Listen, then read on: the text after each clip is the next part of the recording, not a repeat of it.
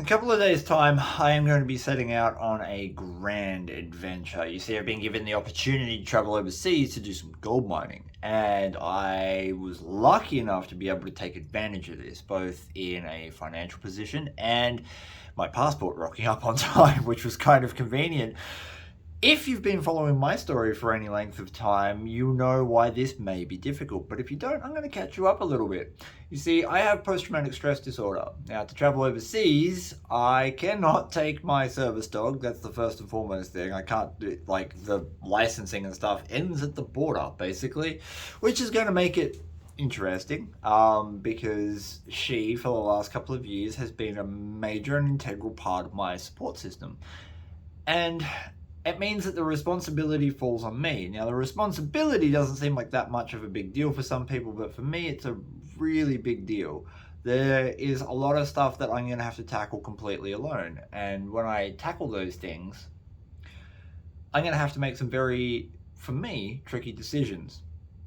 Now, I've traveled overseas a few times. I've been lucky enough to travel over to Europe to visit family. And I have also had the opportunity to travel up into Southeast Asia and across to New Zealand. And a few of those trips have been done alone. And what I came to realize is that everything that I've ever wanted, everything that I've ever dreamed about, all the best moments of those trips happen directly behind a layer of fear. There is a lot of apprehension and a lot of anxiety going through my head right now. There is a lot that I'm trying to take into account for, as in packing, planning, making sure that I've got a solid idea of what I have to do to get there. And, you know, some of that's in my control and a lot of it's out of it. And that breeds that anxiety. It's an interesting thing that anxiety and fear lay very, very close in the same region of the brain as excitement.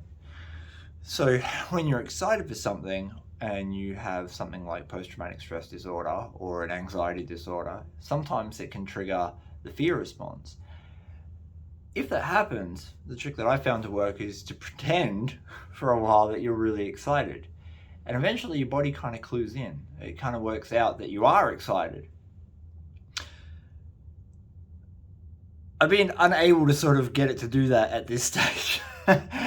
So I'm really nervous about this trip. I'm super excited about it. I can't wait to do it. And I'm looking forward to prospecting for gold in a completely new country, a country I've never prospected in before. I just got to get past this hurdle. And this is going to be a learning experience. And that's what I'm going to take it as. This is an opportunity for me to grow as a person and not just confront and overcome some fears, but learn how to move through them with some level of grace as opposed to the bumbling idiot that I normally am when it happens.